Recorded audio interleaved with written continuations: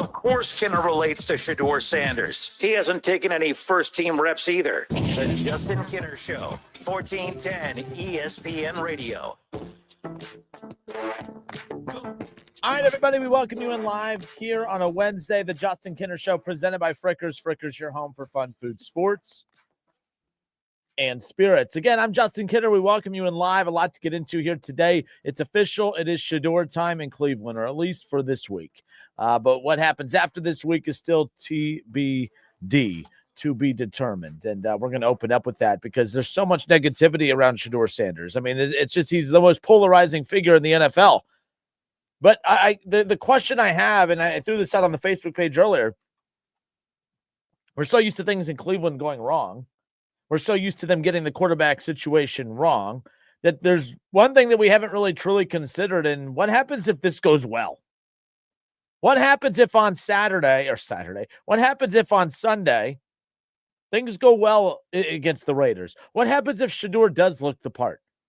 Well, Justin, he didn't look the part last week. I get he didn't look the part last week, but there were some elements to his game that looked significantly better than that of Dillon Gabriel's. Dillon Gabriel, obviously the completion percentage was better. Obviously, he doesn't make mistakes. Of course, Shedeur didn't take long before he turned it over. But the bottom line is I've always said this, I don't like turnovers, but I'll take a quarterback who might turn it over from time to time with being aggressive than the guy that's afraid of his own shadow like Dillon Gabriel. What if things go well? What if Shedeur does look the part on Sunday? I expect Shedeur to make mistakes. I expect Shedeur to look like a rookie quarterback. I expect Shedeur to look like a quarterback that hasn't had a whole lot of first-team reps. And that's not an excuse. That's just the reality of it. I actually don't think that Cleveland has been wrong in that. I think that Cleveland, when you have two rookie quarterbacks, obviously, when you have a rookie quarterback, they need absolutely every rep possible. You've heard different backup quarterbacks. You've heard different veteran NFL players who have voiced their opinion on this. Some vary. But the bottom line is you're stuck between a rock and a hard place. The bottom line is Kevin Stefanski's biggest flaw is being as loyal to Dillon Gabriel as he is. Now, yes, there is a chance that Shedeur can go out there and look as bad or worse than Dillon Gabriel. Okay, cool. That's fine. Then it makes sense why they were sticking with Dillon Gabriel. But I just think that Shedeur has just proven that there's something there. And he's going to have a chance to prove it on Sunday. And that's why I'm asking everybody, because everyone wants to be so damn negative all the time. What happens if this works? What happens if Dillon Gabriel, that's where this thing has been driving me nuts all day. This my ADD, sorry, the string on the shirt. My ADD is bad today. It doesn't matter. But what happens if things go well on Sunday? What happens if Shedeur goes out there and looks the part and he throws for multiple touchdowns and the Browns offense scores over 20 points in a game? And that's such a low bar to be excited about, but that's how low the bar is in Cleveland right now from an offensive production standpoint. Shedeur had a first-round grade heading into the draft. You could say that draft grade kind of dropped, and some had him going in the second or third round at the latest. But again, second or third round, that's a still solid spot to go in if you're a quarterback.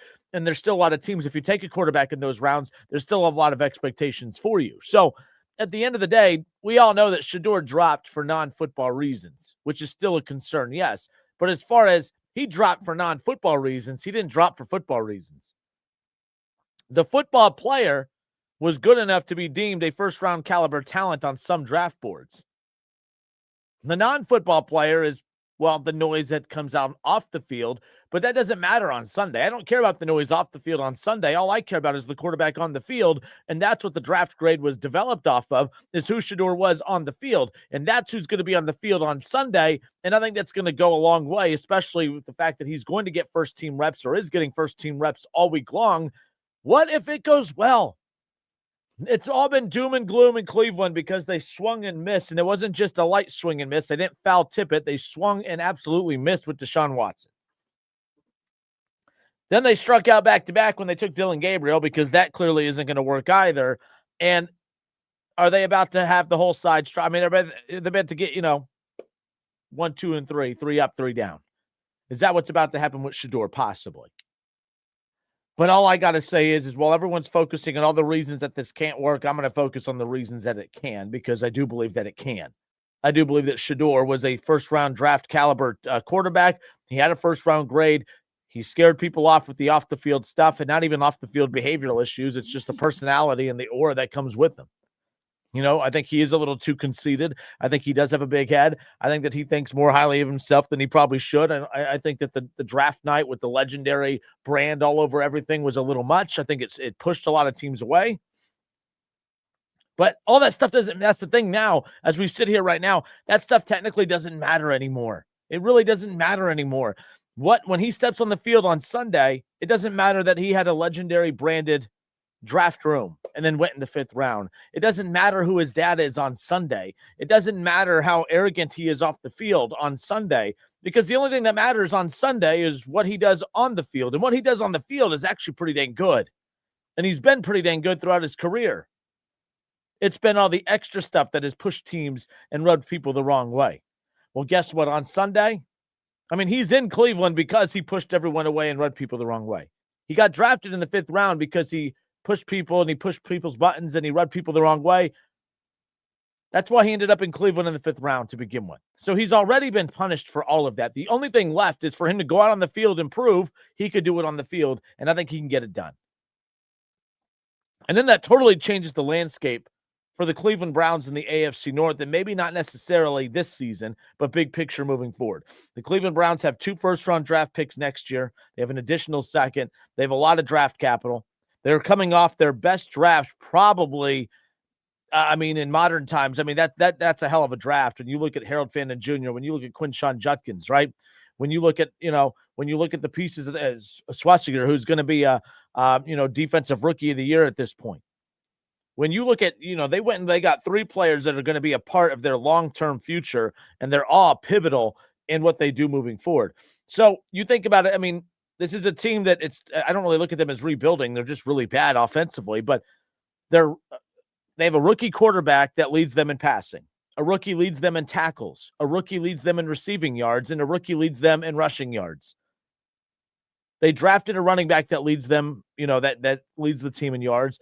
They drafted a tight end that leads the team in receiving yards. They drafted a quarterback that leads the team in passing yards. They drafted a linebacker that leads the team in tackles.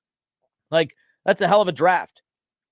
And if you had to go draft another quarterback next year and start this process all over again, it's not the end of the world, especially if you get the quarterback right, but it's going to feel like a repeat of this year of us just sitting back, waiting, and seeing what happens. But what happens if it works? What happens if on Sunday, Shedeur goes out there, looks like a rookie at times, but also, puts points up on the board? Because we say this all the time in Cincinnati, that the defense doesn't have to be elite for the Bengals to win football games. The defense just has to be average, because that's how good the offense is in Cincinnati. The offense is so good in Cincinnati that the defense doesn't even have to be great. That's what makes what Duke Tobin has done is so damn embarrassing, is because we're not even asking you to put a top 5 defense out on the field, Duke Tobin.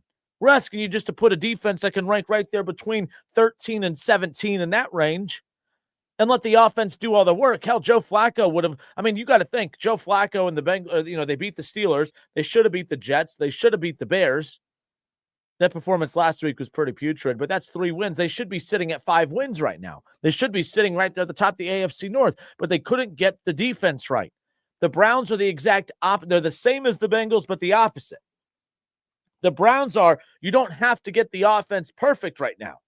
The defense has been so damn good. Myles Garrett has 10 sacks over the last 3 games.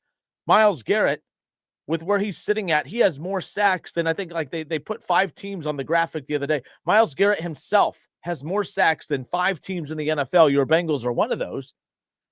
That's how dominant this defense has been. The defense for Cleveland, they don't even need an elite offense. They just need an average offense. The Bengals don't need an elite defense. They just need an average defense. These teams are the same, but they're opposite, if that makes sense. And if Shedeur goes out there and all of a sudden now they're moving the ball up and down the field and they're scoring every other couple of drives and they're putting 20, 21, 22, 24 points up on the board, guess what? This team, they're going to win some football games down the stretch. They're not winning this division. They're not making the playoffs. But this is a humongous opportunity on Sunday, yes, for Shedeur Sanders, but for Cleveland. And Kevin Stefanski, if he doesn't like Shedeur, he better be in love with Shedeur, because Shedeur might be his ticket to keeping his damn job at this point. That's if he wants to even stay in Cleveland to begin with, but that's besides the point. Can you imagine if Shedeur goes out there and lights it up? And I don't mean light it up for 300 yards and 4 touchdowns. I mean, goes out there from 240 to 260 yards, 2 touchdowns, maybe 25, 30 yards on the ground. I'm helping you build a in-game parlay, by the way. Go ahead, do it. You know what I mean? Because with the way Quinshon Judkins runs the football, Harold Fannin has been putting up stupid numbers even with bad quarterback play. Imagine what he's going to put up with good quarterback play. You look at the fact that, you have so many weapons in David Njoku. You don't have so many weapons, but you have enough weapons to work with. And Cedric Tillman's back. I'm a huge Cedric Tillman fan. So while everyone wants to be negative and talk about how ugly it can get on Sunday, I'm here to look at it from a different view. Can you imagine if this works? Cleveland might all of a sudden after Sunday feel like, oh, maybe we have our quarterback. Maybe we have something here. We have Shedeur Sanders. We have Cedric Tillman. We have Jerry Jeudy. We have Quinshon Judkins. We have David Njoku. We have Harold Fannin Jr. We have a soft-ass offensive line that they could address later on, but they also have a top 3 defense in the NFL. And when you have the top 3 defense in the NFL and you have an offense that's just good enough to put 20 to 24 points up on the board every single Sunday, they're going to have a chance to make a lot of noise and win a lot of football games. And I think that they're this close. They get it right. They're this close. Just like Cincinnati, the Bengals don't need an elite defense to win football games. The Browns don't need an elite offense to win football games. Now, the Browns will need an elite offense if they ever want to win this division and win a Super Bowl, but I'm just talking for the immediate future of just showing that this team could take that major step of being a competitive team again. It all starts on Sunday with Shedeur Sanders. It all starts on Sunday with Shedeur Sanders. 937-518-1410. That's the number to call and jump in on the conversation. I'm Justin Kinner with you here on a Wednesday. What if it goes well? What would that mean for the Browns? What would that mean for the AFC North? Maybe not this AFC North this season, but big picture. It totally changes the direction of Cleveland and how they go about the draft. Can you imagine heading into next year's draft and you don't have to use one of your firsts on a quarterback? You have the best one. You have a top 3 defense in the NFL. You have your starting running back for the next 5, 6, 7 years. You have your tight end for the next 5, 6, 7 years. Right? Like, you have your linebacker, your pass rusher for the next 3, 4, 5 years. Like, Cleveland has some really talented pillars on this roster, but it's always been about the quarterback. It's always been about the quarterback. And if Shedeur's the guy, Cleveland might make some noise. They might make some noise. 937-518-1410. What if it goes well? We'll discuss when we come back. It's the Justin Kinner Show, 1410 ESPN Radio. Go. Go. Go. Go.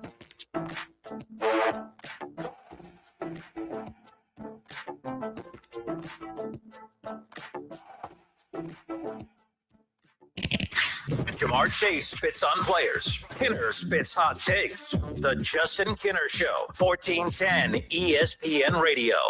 It's never too early to start making lunch plans. Head on over to your local.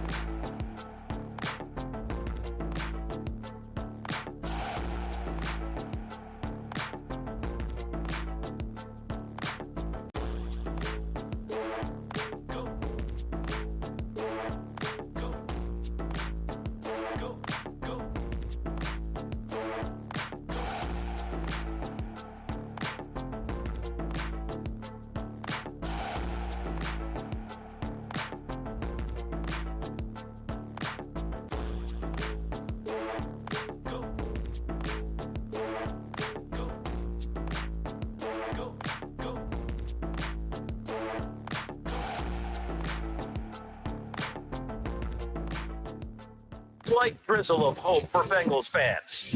Sorry, guy with Burrow jersey. You're listening to the Justin Kinner Show, 1410 ESPN Radio.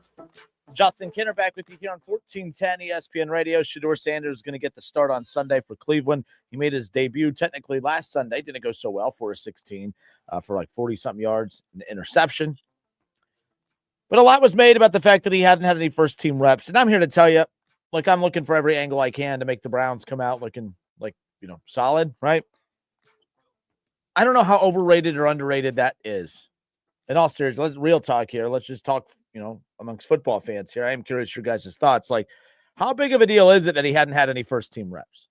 I think it's a big deal, but I also don't – I also am not a fan of the 4 of 16 from the field either, if that makes sense. Like, I don't think that that's what that was. I mean, I think the other thing, too, about this is, like, Joe Flacco looked like he was just geriatric and should have retired last year with the way he looked in Cleveland to start. But then he goes to Cincinnati, and it's like, oh, Joe Flacco, when you give him talent, all of a sudden can play. So how much of the struggles of Dylan Gabriel and the limited half of football that we saw from Shedeur Sanders, how much of their struggles are just based on the fact that they don't have elite wide receivers? I do think people say, oh, it's a lot more than, Joe Flacco. The Cleveland Browns' problems are a lot more than just not having wide receivers. Cincinnati's a much better offense. Yes, because they have T. Higgins and Jamar Chase. Take Jamar, and I'm being kind of serious here in real talk. Take Jamar and T off Cincinnati. Who's better offensively? In real talk. I'm being serious. I guess you would still take the Bengals because you have Joe Burrow throwing the football, and Joe Burrow is expected to still be able to make receivers good. But from a Joe Flacco perspective, how much better would Joe Flacco be in Cincinnati if T and Jamar weren't available? Like, if T. Higgins gets knocked out early in the first quarter against the Patriots, and you have Yoshivas and guys like that as your only receivers down the stretch, I don't know how good I think Cincinnati would be horrendous offensively. I think they would be as bad, if not worse, than Cleveland. Having wide receivers is necessary. And I think we saw that. Joe Flacco looked like he couldn't play a lick of football anymore when he was in Cleveland a month and a half ago. Now he's putting up MVP-like numbers. I know he didn't have a great week against Pittsburgh, but you see the point. So how much of the struggles of Dylan Gabriel and Shedeur in that one half of football stem from that? I think that's a fair question to ask. But I do think that Cedric Tillman is better than Yoshivas when he's actually out on the field. I think that Cedric Tillman is better than a lot of those weapons in Cincinnati outside of Jamar and T. So, who knows what'll happen there. I saw a mock draft today, Cleveland taking Carnell Tate with potentially that any pick between number 16 and 19, depending on where the Jaguars finish. The Jaguars are a bunch of jag-offs, and they keep winning games. They're ticking me off. All right. If the Jaguars win 9 games and miss the playoffs, I'm going to be furious. All right. If you don't get the Browns a good draft pick and miss the playoffs, that's just a kick in the groin right there, as far as I'm concerned. If you're going to lose.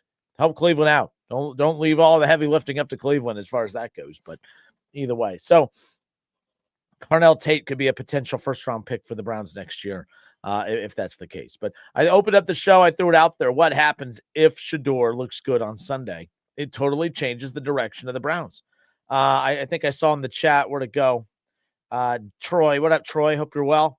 Troy says, good or bad, at least the Browns will have an idea about him. And that's the other thing, too. I don't want Shedeur to look average on Sunday. I either want Shedeur to be really, really bad, or I want him to be really, really good. I don't really want an in-between game. I don't want us to leave the game thinking, I don't know if there's anything there or not. I can't say that there's nothing there, but I don't know if something's there. Like Dylan Gabriel, I'm happy with Dylan Gabriel because Dylan Gabriel has made me feel confident that, okay, he's not a contender to start games moving forward. Kevin Stefanski thinks so, which is a little worrisome. But I don't, if you watch him, there's nothing impressive about him, like nothing. So I'm over the Dylan Gabriel thing. Shedeur needs to look the part on Sunday. He has to look the part. He either has to look the part or not look the part. It can't be in between. And like this past Sunday, the numbers weren't good, but I do think that there were some throws that he made that I'm like, oh, yeah, that's an NFL throw. There were some plays that Shedeur made that I'm like, oh, that's an NFL play. That's an NFL throw. That's an NFL quarterback. The numbers were so bad, though, that I can't sit there and justify it. But I do know that the numbers have looked better for Dylan Gabriel, and you watch him, and there's nothing about him that, oh, that's not an NFL throw. That's not an NFL play. That's not good. Oh, look, a 20-yard run that was a 1-yard completion that 19 yards came after the catch. Yeah, I don't know. I mean, you need those type of plays, don't get me wrong, but you also need to be able to make plays down the field. Some of the, people were ripping Kevin Stefanski. How can you not execute one single play longer than 10 yards down the field? I don't think that's all on Kevin Stefanski. I think that's Dylan Gabriel's limitations. But Kevin Stefanski values the football so much that he would rather not have an explosive offense than have an explosive offense and turn the ball over. So who knows what's going to happen? But on Sunday, I'm thinking about is what if it goes well? Because now you feel pretty good about the direction of the quarterback position. You have Quinshon Judkins. You have Harold Fannin Jr. It sounds like the franchise does not have any interest in moving on from David Njoku. And I also went and counted during the commercial break. The Browns have 12 draft picks next year. And if they repeat what they just did this past draft, this could be a quick turnaround because there's not as many holes to fill. That defense is top 3 in the NFL. That's a top 3 defense under Jim Schwartz in the NFL. Cleveland has that side of the ball covered. You get the quarterback position figured out, and you go get a Carnell Tate in the draft, and you spend money on a legit wide receiver in free agency, Cleveland's right back in this thing because Quinshon's the dude. The offensive line is going to be crucial as well. 12 draft picks. They need to find 1 or 2 hidden gems to go and make some noise on that line, no doubt. But we'll see what ultimately happens when it's all said and done. I'm Justin Kinner. It's the Justin Kinner Show, 1410 ESPN Radio, 937-518-1410, the number to call and jump in on the conversation. We'll get into some Reds talk coming up later. The Reds Hot Stove League show is coming on tonight. And I found it interesting because Tommy Thrall and Jim Day are hosting it. No surprise there. But tonight's guest is Nick Krall, Reds president of baseball operations. Former GM, basically, he's still the GM. Brad Meter is GM by title, but overall, it's Nick Krall, kind of pulling the strings, if you will. He has the longtime trust of the Castellinis, and Thrall's been there for a while. Brad Meter, when Dick Williams was the GM in Cincinnati, Nick Krall was basically what Brad Meter is. I remember when Dick Williams moved up and was the president of baseball operations like Nick Krall is. Nick Krall had the GM title, but, it was all Dick Williams that was pulling the strings. And it's kind of what's going on here in this particular situation. I don't know if that's a good or a bad thing that Nick Krall's joining the podcast tonight or joining the Reds Hot Stove League broadcast tonight, because he's either joining it to diffuse any hopes and dreams of Reds fans, or maybe there's a new message that they want to put out there as far as the direction that they're going to go in for free agency. But things aren't good. Things aren't good for the Reds to sit there and feel confident that he's going on there, or that things aren't good. The temperature of Reds fans is not very good right now. So why would he go on there knowing that he's disliked at the moment? I feel like it could be a potential good thing. We'll get to that coming up in a bit. So back to the Shedeur conversation. Chad Kinster says, pump the brakes a little, Justin. I understand the excitement, but I honestly don't think Sanders will be anywhere close to the answer in Cleveland. Keep in mind that I also like Cleveland, and it just seems for whatever reason, no matter who the quarterback is, it never works. I don't even know if someone like Tom Brady would thrive in Cleveland. No, look, if that's the case, and I'm not even saying you're wrong, but that was the premise of the topic today to open up the show. Because I said, and I even put up the show preview earlier, Chad, on Facebook. I just said, hey, everything's so negative in Cleveland when it comes to the quarterback position, and there's nothing in Cleveland's history to justify my stance or my take on this. I'm not even saying what I think is going to happen. What I'm saying is what if? We all do the what if situation. Bengals fans do it. What if our defense was just average? If your defense was average, okay? If the Bengals defense is average, you're beating the Bears and you're beating the Jets. You're beating the Jets and Bears in that order. You'd be sitting at 5 wins right now, and you'd be sitting atop the AFC North. So we do the what if game all the time. And to me, I'm saying everyone's so confident, including yourself and many, and I'm not even saying you're wrong. This kid just went 4-16 this past Sunday for 40-something yards and interception. It's not like there's anything for me to go off of to say, hey, he's for sure going to have a good game on Sunday. I am saying, though, based on what I've seen from Dylan Gabriel, I thought that there was still a lot more NFL caliber throws that Shedeur made, that I'm going to be much more entertained watching that than I am anything that Dylan Gabriel is painful. It's like watching paint dry. All right. I'd rather hammer a nail in my eye than have to watch another freaking game of Dylan Gabriel. And I mean hammer a nail in my eyeball. That is, I would much rather, both eyeballs at the same time, hammer a nail right into my eyeball. That's eyeballs. That's exactly what I would rather do than ever have to watch Dylan Gabriel throw a football in Cleveland ever again. That's how adamant I am. And I do not want to watch it again. I'm sure he's a nice guy. Good for him. See you, dude. Don't care. Never want to see that crap again. Okay. Now Shedeur is bad on Sunday. That's a whole other level of crap, a whole other, whatever. But there were still some throws he made that I'm like, oh, that's an NFL throw. He can actually throw the ball 20 yards down the field. He could throw the ball 25 yards down the field. Oh, he could, the pocket collapses. And when he escapes the pocket at the right time and not, of course, leaving prematurely like he does a lot, oh, he extended a drive because he was able to escape the pocket and take off running and outrun a defender and has the mental wherewithal to juke out a defender or two and extend a drive. Like, Shedeur's a football player. Dylan Gabriel doesn't look like a football player. So there is a chance that this can go well. So the question I asked is, what if it does go well? What if Shedeur goes out there and throws for 220, 230, 240, and the Browns scored 21 to 24 points? What happens if they do that? They're going to win, and that's going to be the recipe for a lot of wins for Cleveland if that's the case, because just like Cincinnati, if they have an average defense, they're going to win a lot of football games. And I think in Cleveland, with how good that defense is, if they just have an average offense, they're going to win some football games. The Bengals and the Browns are the same, but they're opposite, if that makes sense. They both are just average play on one side of the ball from being really, really good. I think because the Bengals have an elite quarterback, an average defense makes them really, really, really good. Cleveland getting average offense with that defense makes them really good. It puts them in that middle tier, playoff contender.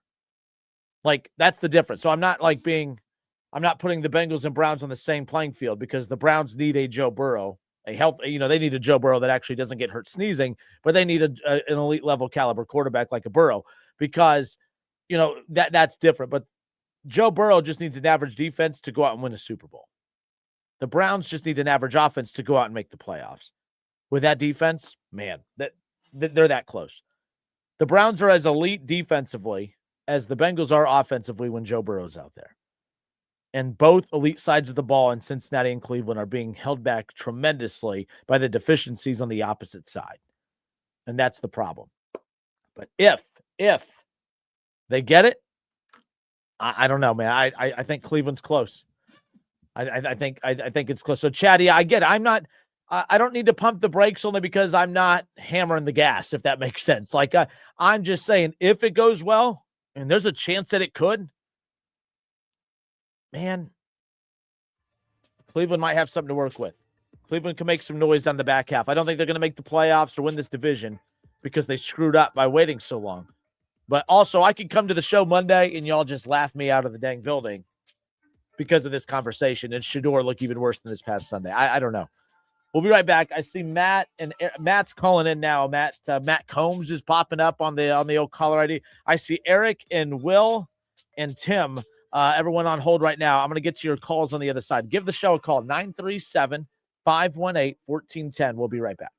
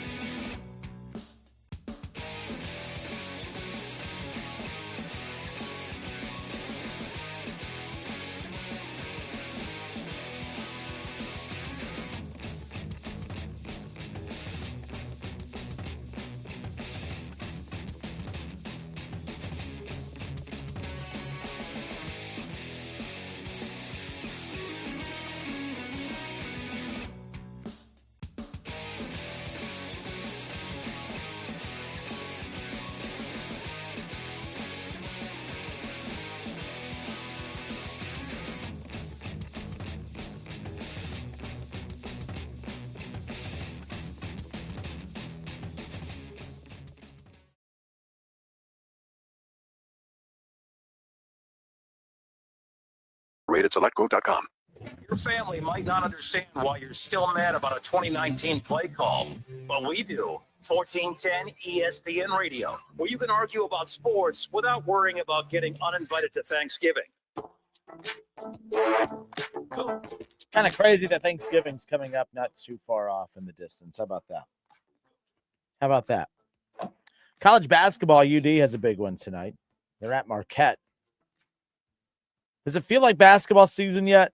I know, like, we're getting into we're not even in the middle of college football season. We're wrapping up college football season, which is just crazy at the end. You know what I mean? Like, we're wrapping up college football. I mean, after Rutgers, it's the game. It's rivalry week.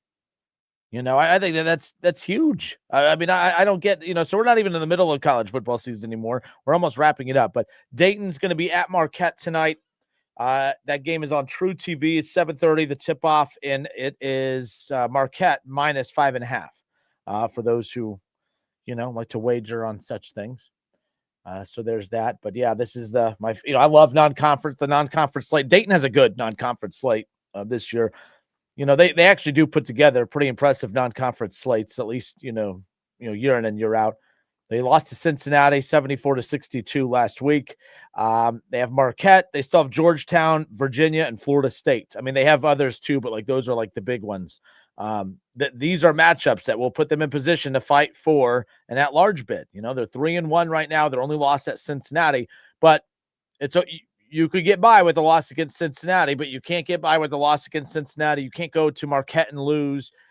Because then it puts those Georgetown and that Virginia and Florida State those matchups, puts those in those must wins. Because there's one thing, it really puts them in the must win category, because I have zero trust in Anthony Grant come A-10 play. It's just the reality of it. That's this team wants so bad to get to the Big East, but they can't dominate the A-10. They need to start proving that they could do that. But we know that they have always done a phenomenal job playing in November, December, and it usually is with matchups like this. They beat Marquette at home last year. I want to see what they could do tonight on the road at Marquette. Big opportunity. 5.5-point dogs. We'll see what happens. Wright State, we just got back from Greenbrier. I've never been to Greenbrier before. My goodness, that place is like a palace. It's like the dang White House. I've never been anywhere like that before. That was pretty cool. They played the Greenbrier tip-off. It was held in a ballroom. And they had Duke, and it was the women's teams the night before.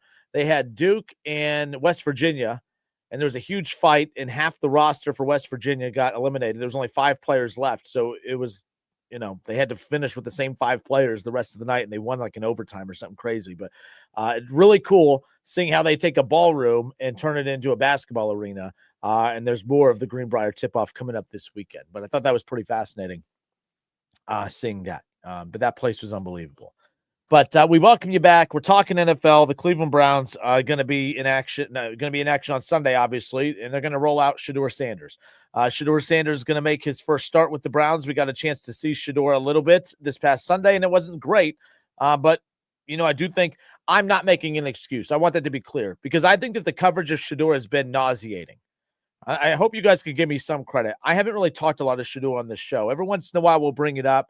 I think that the Josina Andersons of the world, I think her coverage of him is nauseating. I think it's sickening. I think I have no clue why so many media members are making excuses for him. Now, I do think it is fair to say that Shedeur being thrown out to the Wolves last Sunday without ever taking a first-team snap, I think it's fair to say, okay, we can take that into account when watching what happened.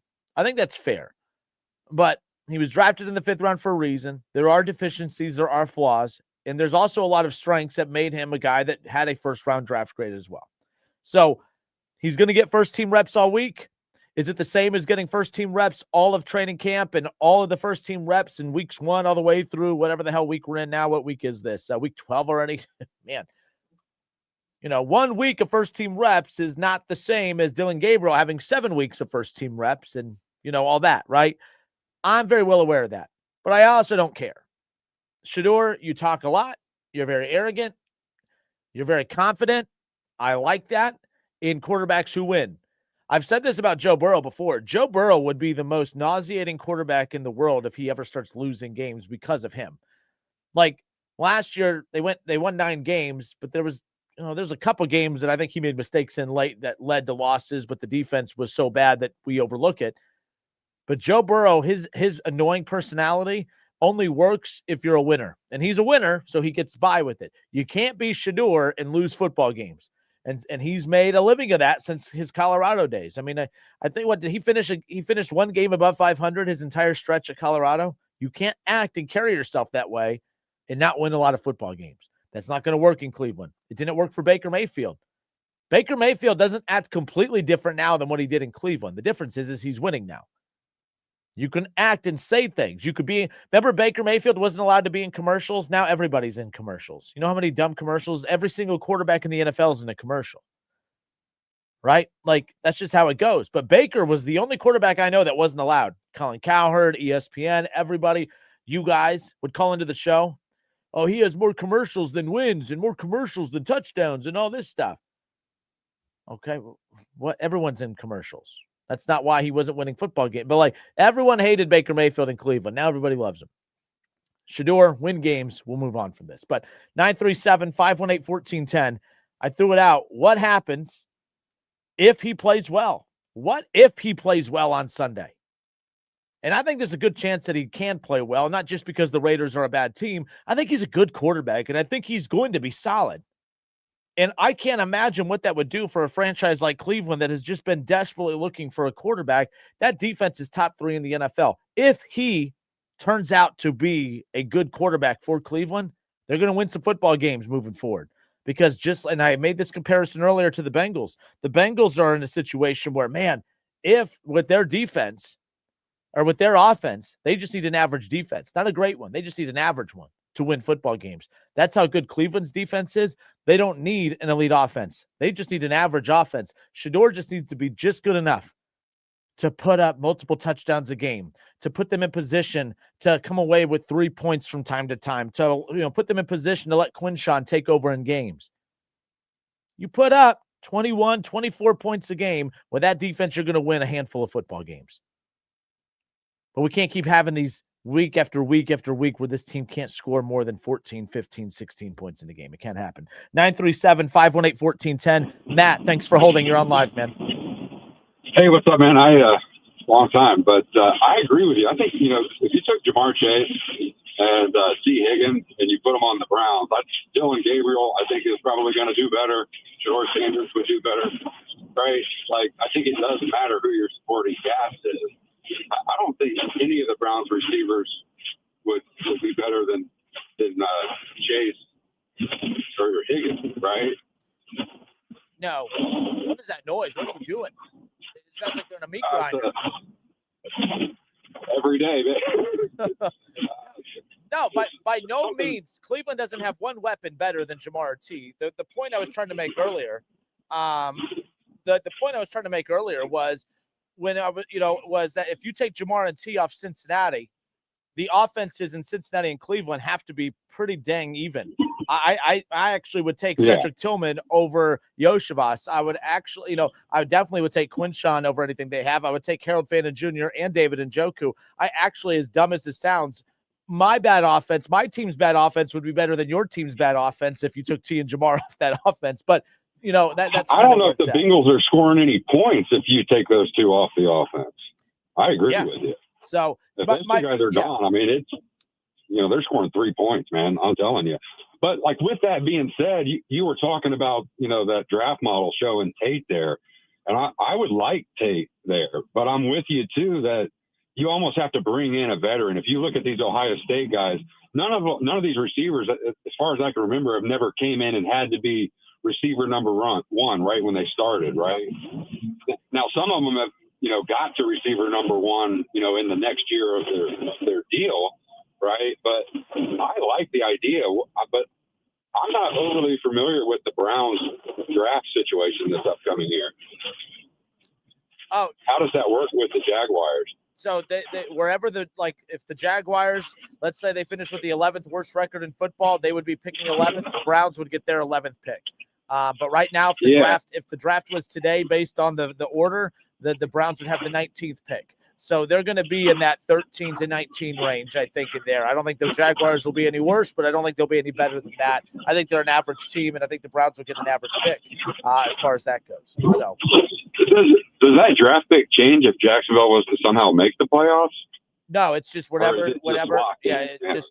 It's just wherever the Jaguars would be slotted if they didn't move on from that pick, that's where the Browns would be picking.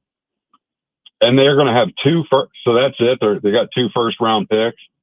Yeah, 2 first-round picks, and then they have their own second, third, and fourth.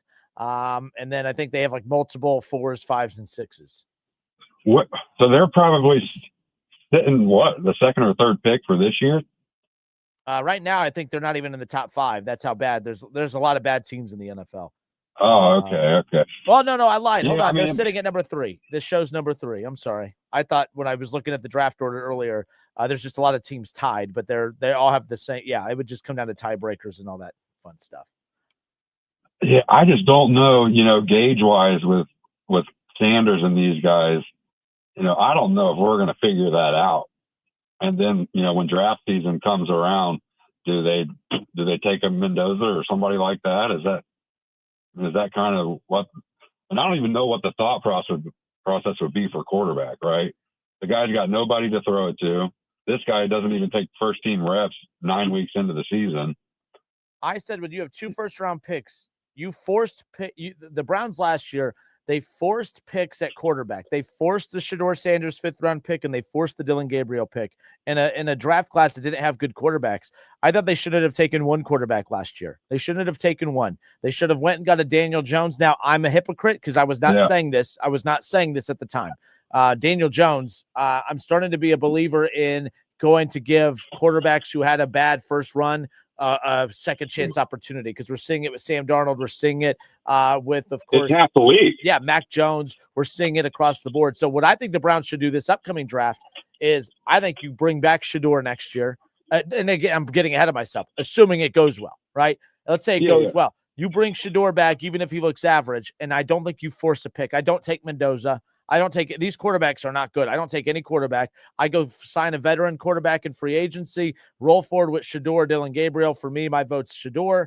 And then you try for quarterback next year. But I use my 2 first-round picks for immediate impact guys, because look what happened with Quinshawn and Harold Fannin Jr. Look what happened with Schlesinger.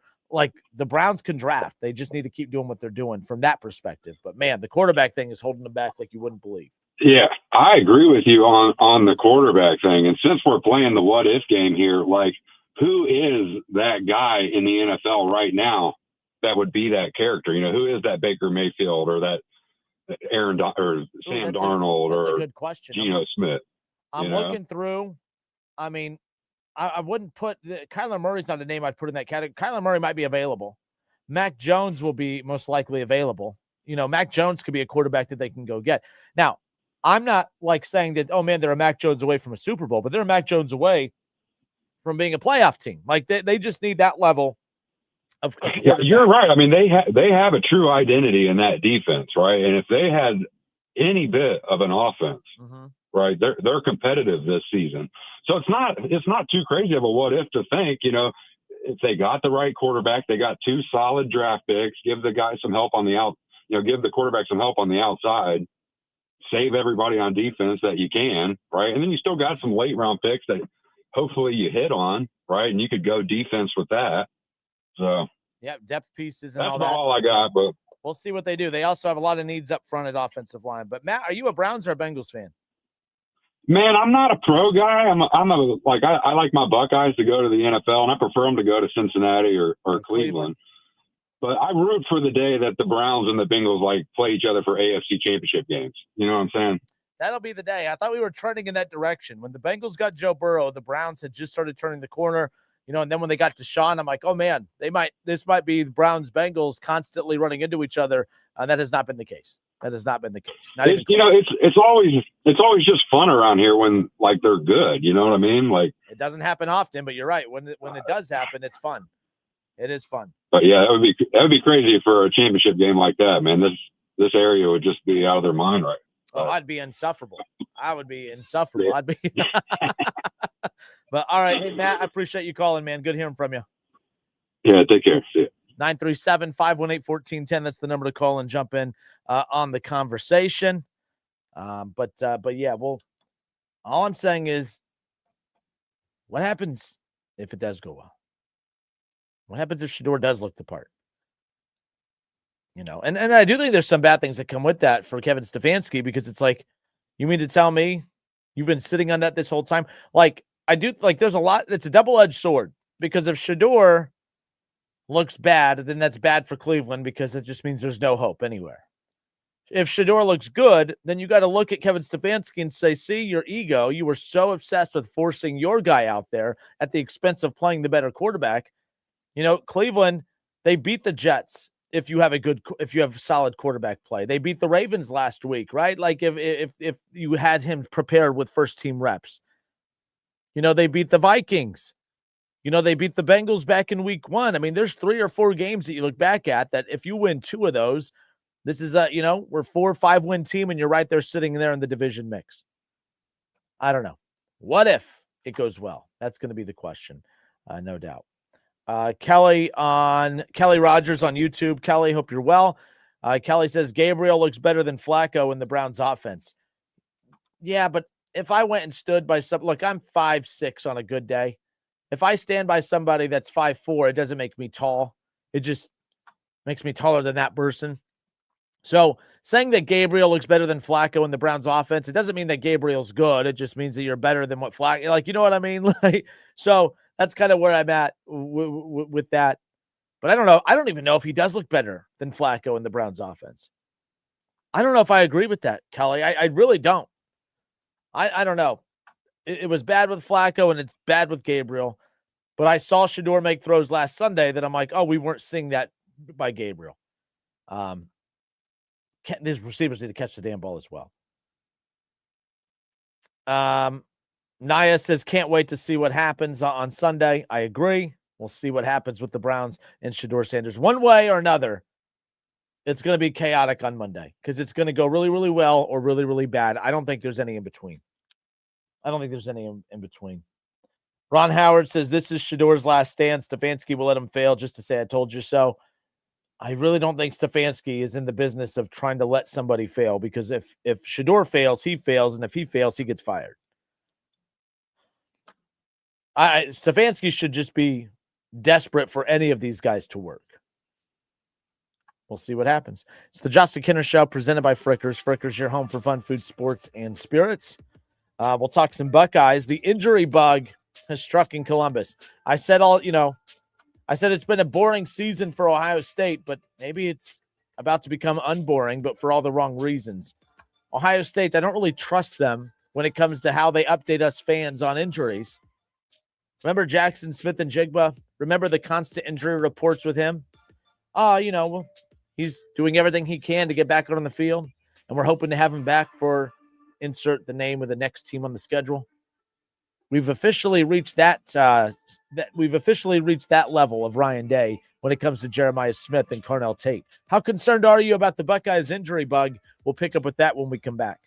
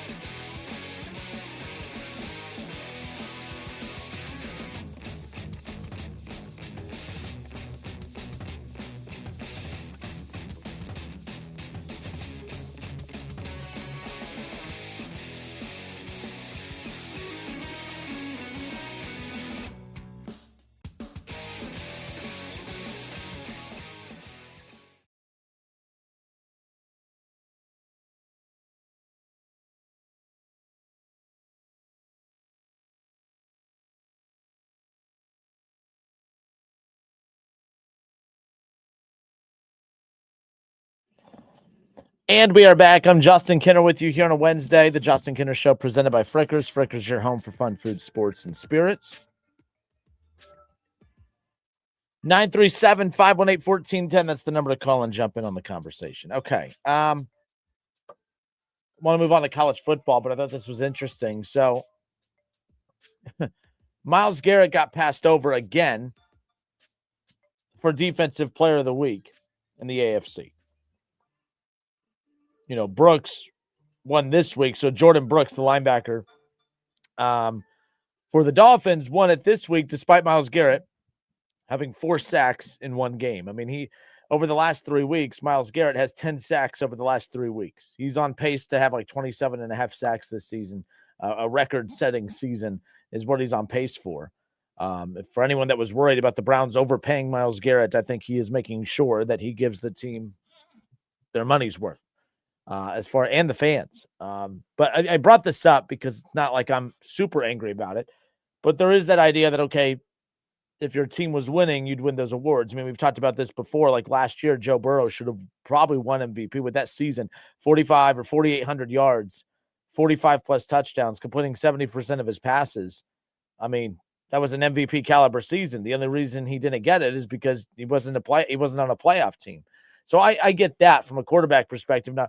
But like J.J. Watt put this out there that I thought was interesting. The requirement that your team, especially for deep individual defensive awards, and I guess this could be said for offensive players too, but J.J. Watt tweeted this out. He was annoyed that Myles Garrett got passed over for Defensive Player of the Week again. He says the requirement that your team win the game for you to win an individual award is so bizarre. It's best defensive player of the week. It's the best defensive player that week. No one was better than Myles Garrett this past weekend. Well, obviously, Jordan Brooks was because he got the defensive player of the week out of the AFC. But the line that got me, that J.J. Watt's tweet that got my attention was when he said it's best defensive player of the week, not best defensive player whose offense also played well this week, because that's really what it comes down to. Myles Garrett, if Shedeur does his job this past Sunday, Myles Garrett is now the best defensive player that week? No. Myles Garrett was the best defensive player this past week because he was the best defensive player this week. Not because, oh man, he didn't have complimentary offensive support. And we saw similar frustrations last year with the Cincinnati Bengals when, he's being punished because that defense and whatever. So, I just found that interesting, but nonetheless, 937-518-1410. It's the Justin Kinner Show presented by Frickers. Frickers, your home for fun, food, sports, and spirits. But I thought that was an interesting line. It's best defensive player of the week, not best defensive player whose offense also played well that week. So I thought that was interesting, nonetheless. All right. The injury bug has hit Columbus. I am curious about this. So Ohio State has Rutgers. It does not sound, again, it's only Wednesday. We will have the Ryan Day Coaches Show tomorrow, and I am interested to hear what the update on Jeremiah Smith and Carnell Tate is going to be. Ohio State's the number 1 team in the country. They're the defending national champions. And it doesn't, so basically the updates that Ryan Day is giving media on the two is that, stop me if you've heard this one before, that Carnell Tate and Jeremiah Smith are doing everything they can to get back out onto the field for Rutgers. Now, the reason I have a problem with this line, with this scripted response to media, and Ryan Day is not doing anything wrong because he doesn't owe us anything, but I just don't trust this line of responses because I remember years ago, you guys remember the Jackson Smith and Jigba season where they kept making it sound like he was close to getting back. Ryan Day would say every week, Jackson Smith and Jigba, he is doing everything he can to get back onto the field for insert name of team here. And we did that week after week after week, and we never saw Jackson Smith and Jigba make that return. The reason I'm nervous is because, like I said, week after week after week, well, we're running out of weeks, my dude. We're running out of weeks, my guy. After Rutgers, there's only one more week, and let's be clear, it's kind of an important week. It's kind of the week that if you were ever going to have to get your guys out there for, it's that week. It's Michigan week next week.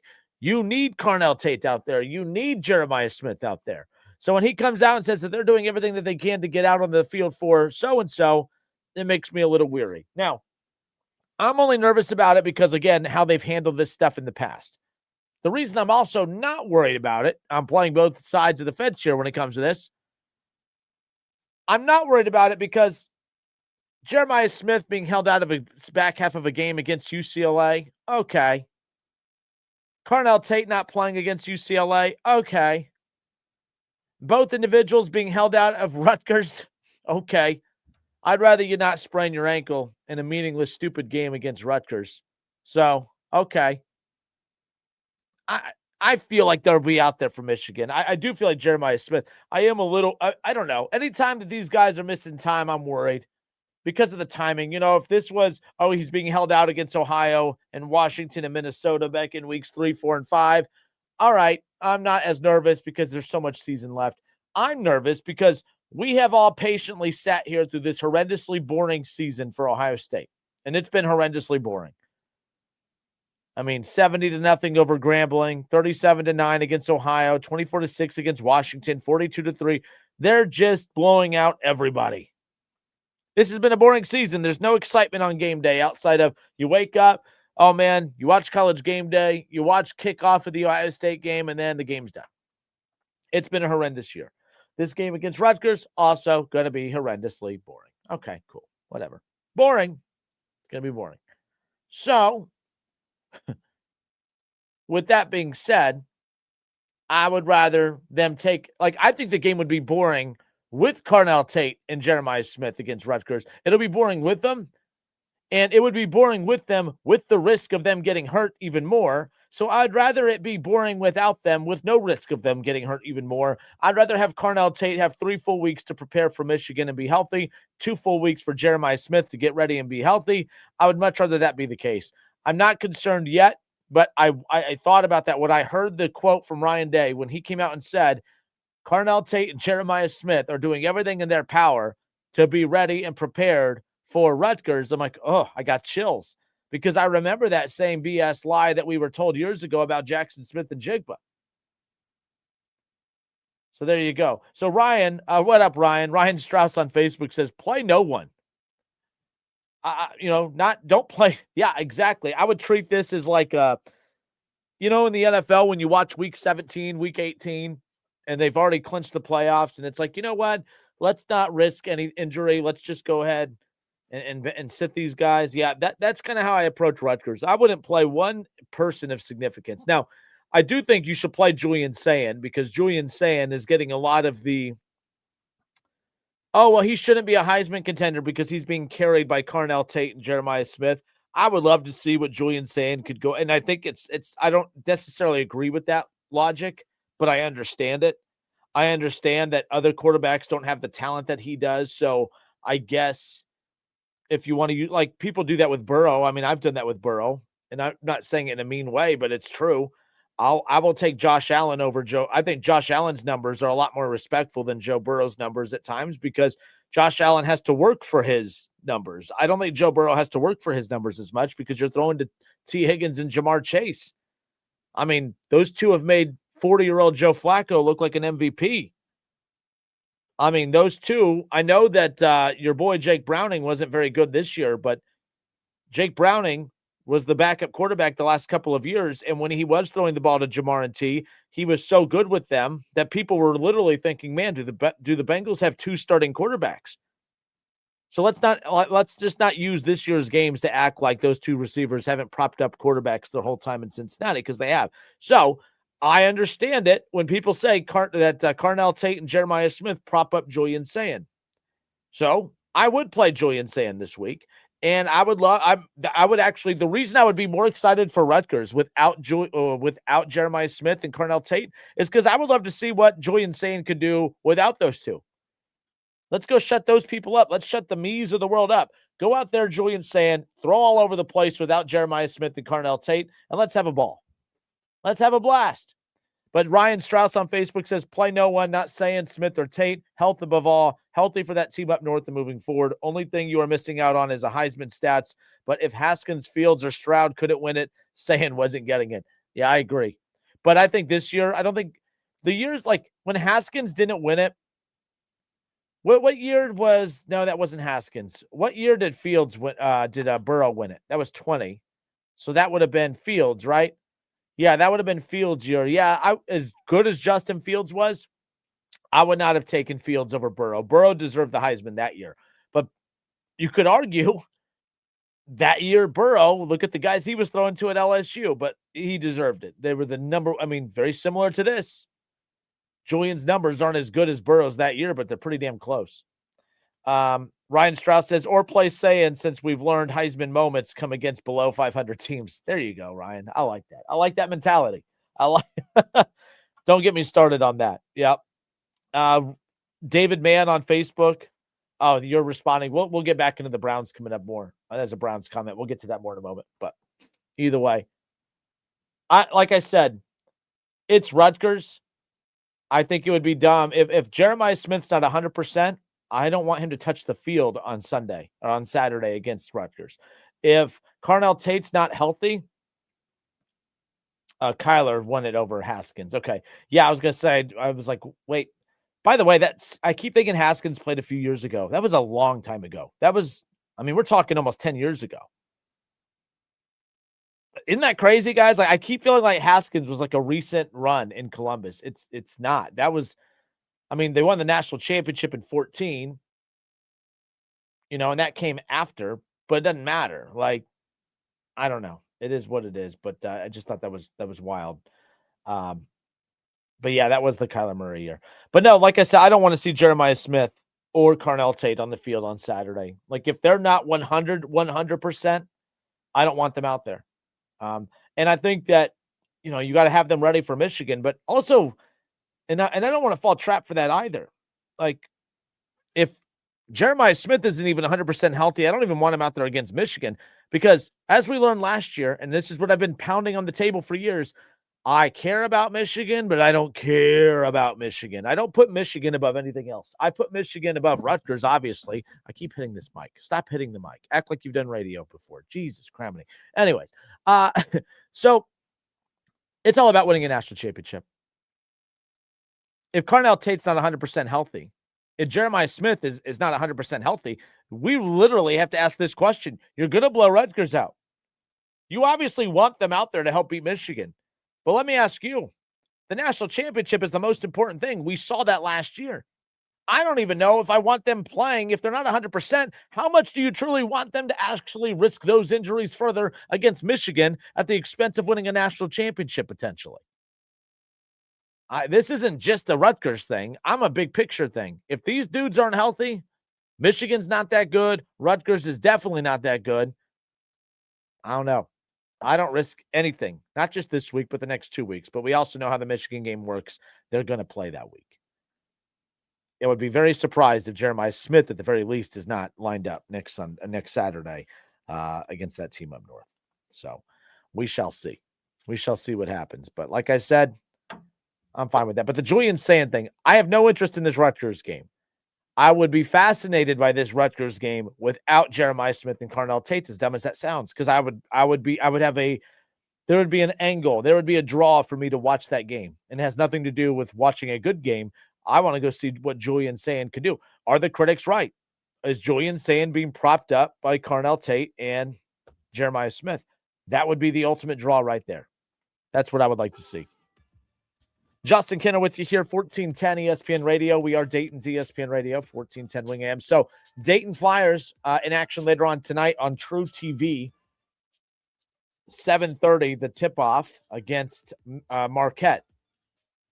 At Marquette. Another opportunity for the Flyers to get a big win. They did lose to Cincinnati last week. You can recover from that loss against UC, but you are a 5.5-point dog tonight at Marquette. They put a good schedule together. You have UC, you have Marquette, you have Georgetown, you have Florida State. I know I'm missing another one in there. But either way, let's go. We got time.